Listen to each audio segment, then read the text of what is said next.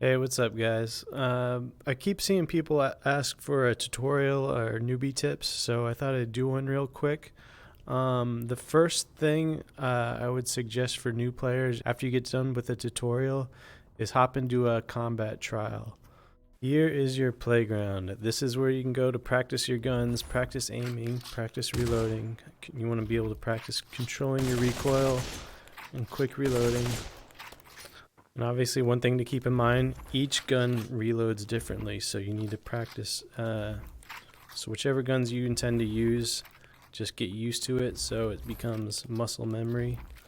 That is where you're going to increase your damage a lot in combat, just by being able to reload quickly. So after you get your guns and ammo, just practice lasering bots. You should be able to take them out extremely fast. And that'll kind of give you a good idea of what guns you're good with, what guns you aren't. You can practice your recoil, keeping it down. You see how it shoots like a laser right there? This is without doing anything. It starts shooting up kind of like that. But you see the difference just by controlling your recoil. And that's just simply with just aiming down as you shoot. Another thing you probably want to do is practice moving side to side as you shoot. Generally what I do, if you're caught out in the open, actually you want to build. That's kind of a more advanced strat. But after you get tagged, change direction.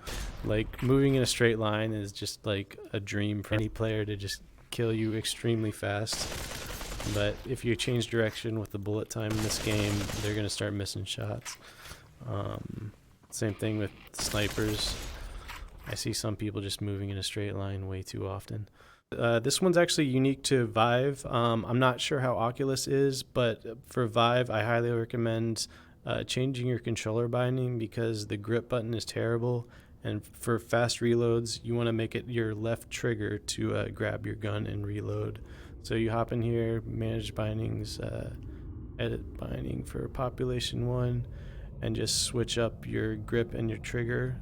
The one setting I recommend going into, this is how I do it, 100% motion dampening and 25% offhand influence. Offhand is how much your left hand plays into your aim. You can adjust it however much you want. The motion dampening, I think max is good for sniping. If you're not using the op, I don't think you really need it, but if you want to get to be a good sniper, it just makes it so much smoother and easy to aim.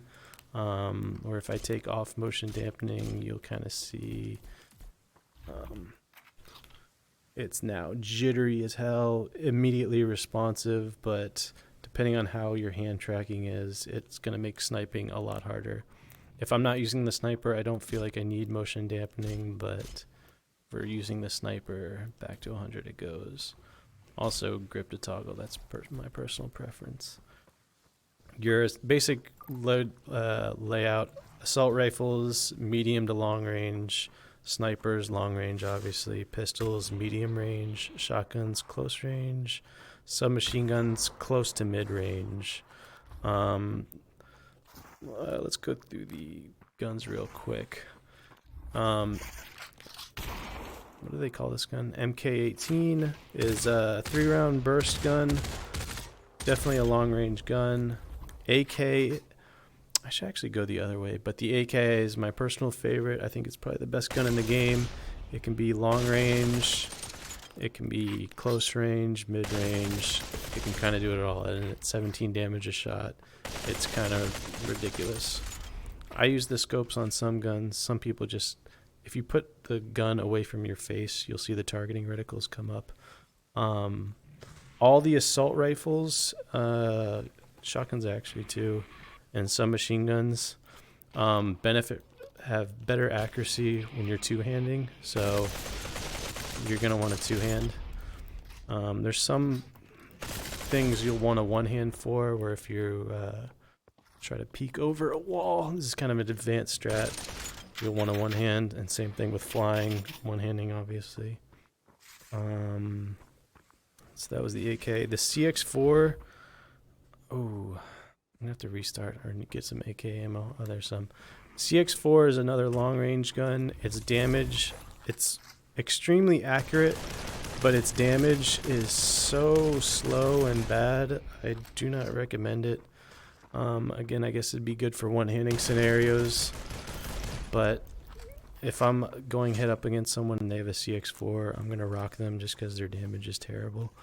But again, like if someone's like barely peeking out, it can be out of cover, it can be good. Like this guy right here, like that's kind of a situation a CX4 might be good at just because it's accurate. Op high, this takes a lot of skill to get good at, but it's very powerful once you do get good at it. I don't recommend it for newbies. Seiko is another one. Seiko you can actually one-hand, by the way. You notice you don't benefit from the motion dampening if you're not two-handing, but oh well. You see how my hand is right here? It's actually touching my other controller to help the accuracy. But Seiko is kind of a difficult gun to use because you have to reload after every shot. Pistols, 1911 and the PX4 are kind of the same gun, except the 1911 has less ammo but does more damage each shot. These are mid-range guns.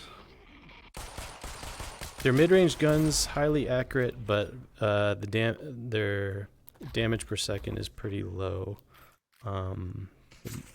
So like I usually don't mess with the pistols. I'll take an automatic over them any day. The revolver I hate, but it's actually pretty strong when you actually hit the bullets.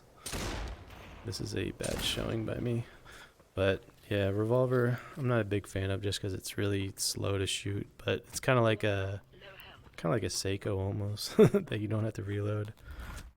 Shotguns, close range, obviously. DT is kind of annoying because it's only 2 shots. It does the most damage, but the reloading is kind of a pain. People can get really good with it though and can do a lot of damage. The M10, this one 6 shots and it can be full auto. I highly recommend this one for newbies. It's a lot easier to shoot in one hand. Two-handing does help the accuracy a little bit, but it's kind of up to you. It's a shotgun. You'll still do fine with one-handing it, and it give you a little more freedom of your hands. Submachine guns, here's your mid to close range guns. P90, my personal favorite. Again, two-hand, better accuracy. One thing to keep in mind, aim down as you're shooting. You'll control the recoil so it shoots in a straight line. MP5, I didn't want to pick this up, but we'll take it. This gun actually has pretty damn good damage DPS, but its recoil is ridiculous. Don't try to one-hand this. Even two-handing has pretty ridiculous recoil. It's a hard gun to shoot. The UMP has the lowest fire rate and damage, but that was just one-handing. It's very accurate, so like if you want to build cover and fly in and shoot, or just one hand while holding on to something, the UMP is pretty good. Not terrible, but you're going to be out damaged by the MP5 and the P90. But the accuracy might offset that, so that's kind of up to you. Another little basic tip is, I know a lot of people don't know how to just push a one-button waypoint.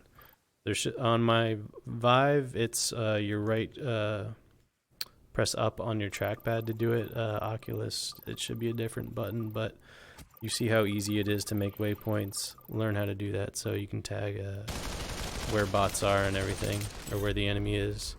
And sometimes when people are sniping, like, you can make a waypoint right on top of them. You might actually want to move it a little bit to the side so it doesn't block your vision. I know sometimes when I'm sniping it can be annoying to have a waypoint directly on the enemy and have your vision blocked. Another basic newbie tip I would give is, if you're caught out in the open and an enemy is right in front of you, build. Unequip your weapon and just build. This will help you a lot. This could help keep you alive, give you time to reload, eat a banana or whatever. And then one more advanced strategy is, once you have all this building material up, you can one hand grab, poke, shoot. This will actually keep you free from damage a little bit, make you a lot harder to hit. Obviously make you a lot harder to hit and be able to try to get some damage off safely. Walls also stop grenade damage, kind of nice. Again, a little more of an advanced strategy, but it can be good for you. Thanks for watching, guys. Please like and subscribe. And one other piece of advice I'd give to new players or players that aren't very good yet, something I've learned over the years, eventually skill and practice beat out over talent. I kind of know this because I'm a talent player back in my days at Halo 1 and everything else. I'm usually better than most people when we first start out at a game, but eventually, seeing how I usually crush them, I hate to say that, but I'll usually crush early on, get bored of it, and stop practicing. While they keep grinding and practicing and getting better, eventually they start becoming just as good as I am, if not even better in some areas. So that's just one little tidbit I want to throw out there. Eventually practice and skill beat out talent.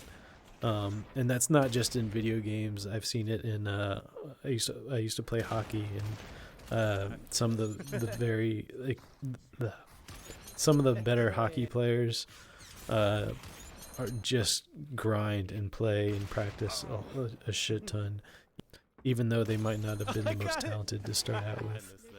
Just a little piece of wisdom for you.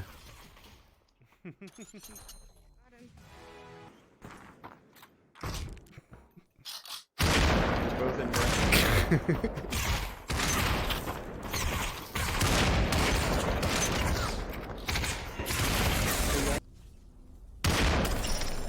148. 148. 2 headshots. Stop doing so much damage. It's too powerful.